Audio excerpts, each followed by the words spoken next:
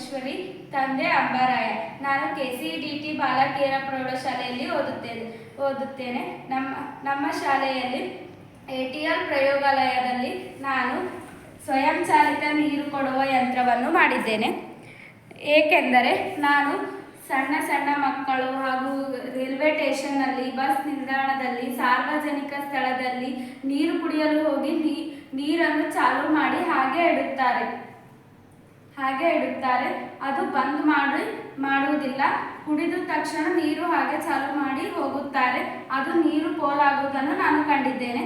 ಅದನ್ನು ನೋಡಿ ನನಗೆ ಒಂದು ವಿಚಾರ ಹೊಳೆಯಿತು. ನೀರು ಪೋಲು ಮಾಡಬಾರದು ಎಂಬುದು ನನಗೆ ವಿಚಾರ ಬಂತು.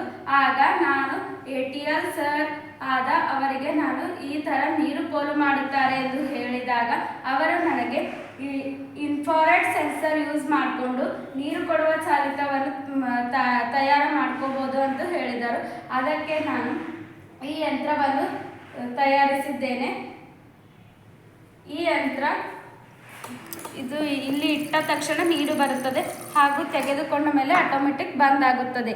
ಇದರಿಂದ ನಮಗೆ ನೀರು ಅತ್ಯುತ್ತಮವಾದ ಅಮೂಲ್ಯವಾದ ವಸ್ತು. ಈ ನೀರನ್ನು ನಾವು ಪೋಲು ಮಾಡಬಾರದು. ನಿತ್ಯ ಜೀವನದಲ್ಲಿ ನೀರು ನಮಗೆ ಅಮೂಲ್ಯವಾದದ್ದು.